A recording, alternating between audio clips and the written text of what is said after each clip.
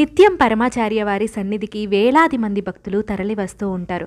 ఒకరు రోగం నయం కావాలని వస్తే, ఒకరు విద్య కావాలని, మరొకరు యువతికి వివాహం కావాలని, ఇంకొకరికి ఉద్యోగం కావాలని, ఇంకొకరు దారిద్ర్యం తొలగాలని, ఇలా వారి వారి కోరికలను అనుసరించి స్వామివారిని దర్శనం చేసుకుంటారు. అలా దర్శనం చేసుకోవడం వలన స్వామివారి యొక్క అపార కరుణ వలన వాళ్ళ యొక్క కర్మ విపాకం జరిగి వాళ్ళ కోరికలు నెరవేరుతూ ఉంటాయి. ఇలా నెరవేరిన ప్రతి వ్యక్తి కూడా భగవంతునికి భక్తునిగా మారిపోయిన సందర్భాలు కోకొల్లలుగా ఉన్నాయి. మహాస్వామి వారి శిష్యులైన సందర్భాలు కోకొల్లలుగా ఉన్నాయి. ఇవన్నీ ఒక ఎత్తైతే, వీటన్నింటికీ మించి ఉత్తమమైనది మనిషి యొక్క ప్రవృత్తినే, ఆలోచన విధానాన్ని మార్చి పరమ నాస్తికుణ్ణి కూడా భగవద్భక్తునిగా మార్చినటువంటి విశేషమైన కరుణ మహాస్వామి వారిది. మహాస్వామి వారి చూపు గనక పడితే ఎంతటి పరమ నాస్తికుడైనా, ఎంతటి కరుడు కట్టినటువంటి మానసిక తత్వం కలవాడైనా భగవద్భక్తుడిగా మారతాడు అని చెప్పటానికి ఇప్పుడు నేను చెప్పబోయేటువంటి కథ ఒక అద్భుత నిదర్శనం. శ్రీ గండు సిద్ధయ్య గారని పర్చూరులో పేరు మోసిన కమ్యూనిస్ట్ ఉండేవాడు. ఒక్క పర్చూరులోనే కాక చుట్టుపక్కల ఆ ప్రాంతం అంతటా కూడా కమ్యూనిస్టు పార్టీ ప్రధాన కార్యకర్తగా ఆయన పేరు మారుమోగుతూనే ఉండేది.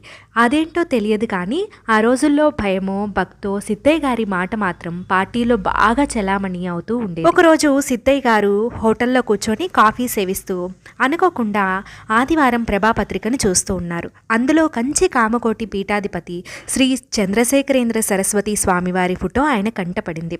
ఏ వేళ విశేషమో ఆ బొమ్మ ఆయన్ను ఆకర్షించింది. అది మొదలు వారం వారం ప్రభలో కంచి స్వామివారి బోధలను చదవటం మొదలుపెట్టారు.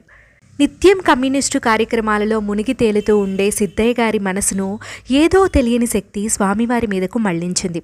ఆదివారం ప్రభ రావడం ఆలస్యమైతే సిద్ధయ్య గారికి స్థిరబుద్ధి ఉండేదే కాదు. రాను రాను ఆయనలో అది వరకు ఎన్నడూ ఊహించని మార్పు అనేది వచ్చింది. రాజకీయాలకు స్వస్తి చెప్పారు. పార్టీకి కూడా విడాకులిచ్చేశారు. ఆ ప్రాంతమంతటా ప్రసిద్ధికెక్కిన కమ్యూనిస్ట్ నాయకుడు ఇప్పుడు కామకోటి పీఠానికి ప్రియ శిష్యుడైపోయారు. తన గురించి ఏమీ తెలియకపోయినా ఒక్కసారి తన వైపు చూసిన ప్రతి వ్యక్తిని ఆకర్షించి వారి జీవితాన్ని ఉద్ధరించటము అనేది ఒక్క మహాస్వామి వారికి మాత్రమే సాధ్యం. ఇలాంటి గండు సిద్ధయ్యలు లాంటి భక్తులు ఎంతోమంది మహాస్వామి వారికి శిష్యులైపోయి వాళ్ళ జీవితాలను ఉద్ధరించుకున్నారు.